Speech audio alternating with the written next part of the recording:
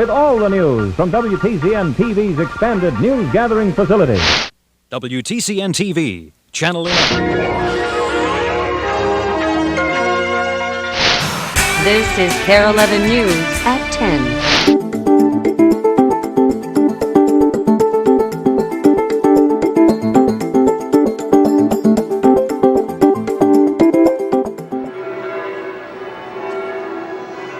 It's so cute how it changes. At the end of this holiday season, when Cinderella gets packed away, Look at her shoe fits. 15 million people will have made memories on Marshall Field's 8th floor. I just think it's just kind of a nice way to start off the holiday season. Stephanie Schneider is one of those people and started coming here when she was a kid. Look at the costumes. Wow, they did a really good job. She's one of the millions who have considered a visit to the 8th floor auditorium show a holiday ritual.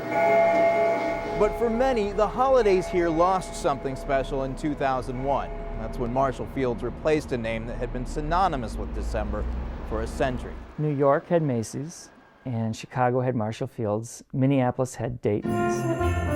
It was Dayton's, the store owned and operated locally, that decided to put a holiday elephant in the window in the early 20s. People just stopped their cars and got out and looked at it. And the police department had to ask Dayton's to please remove the elephant from the window because it was causing congestion. But now, Dayton's, which moved the windows upstairs and invented the auditorium show in the 1960s, is about to get buried again under another layer of branding. I think that the trepidation around the Macy's name is a lot of unknown. Next September, Marshall Fields will morph into Macy's. And Michelle Messenberg, who grew up shopping at Dayton's, knows Minnesotans are nervous. We knew that Marshall Field and George Dayton had very similar philosophies. People don't know a lot about Macy's. Messenberg is now director of special events and publicity at Fields. She'll have the same position at Macy's. The flower show will remain, your great holiday auditorium will remain, Glamorama will remain, Frango Mints will remain. There's a lot of excitement around that. Dayton's was ours. But historian James Negber doesn't sense Minnesota is terribly excited about welcoming a national department store chain. Many people, even if they didn't shop at Dayton's regularly, would still go down to see the auditorium shows or the animated windows. It was a tradition. It was a chance to see something truly wonderful and spectacular.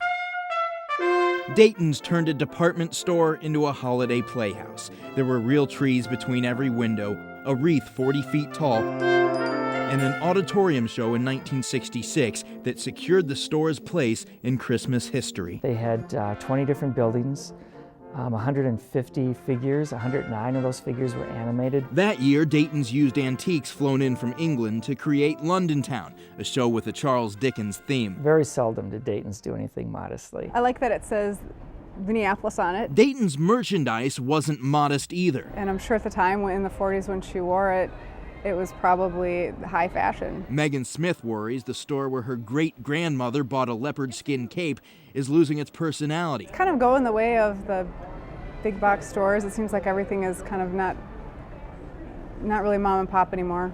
At Christmas time, we usually put them all around the house. Sheila Brown is among the legions of collectors worried about Santa Bear. This one right here in the corner is the very first one. Dayton's began this tradition in 1985, and Brown collected one every year except the year her mother died. This is the 1990 bear. Her son Trenton found the missing bear on eBay and gave it to her last Christmas. Well, we cried. We all cried, actually. Macy's has not decided if the Santa Bear tradition will continue.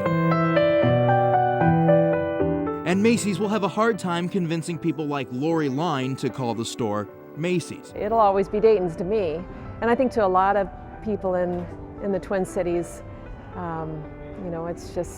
it's just a part of us. Line began her career playing piano on the main floor of Dayton's. Boy, it felt elegant. It felt like this was a really special place. It's going to be a good Friday. It's the same store where greeter Jim Furman made up nicknames if he didn't know your real name. Hey, special person. Hey, happy lady. And the same store where Annie Milner worked for 85 years before she retired in 2004. It might be Marshall Field, it's Dayton's to me. It's also the store where Mayor Ryback decided his lunch date would be his wife. So we came here for our third date, and I'd paid for the first two.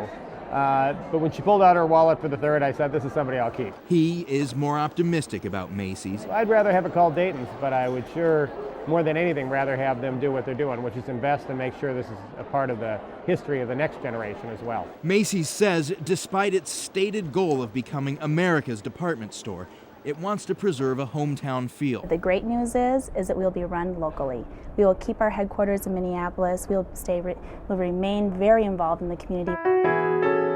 It will not be an easy task in this big city. It's very hard, I think, for a lot of people to see the name change again. Where people talk with small-town affection about their memories at the corner store. Most people, their fondest memories are of Christmas, and several of those Christmas memories involve Dayton's. Scott Goldberg, KARE 11 News, Minneapolis.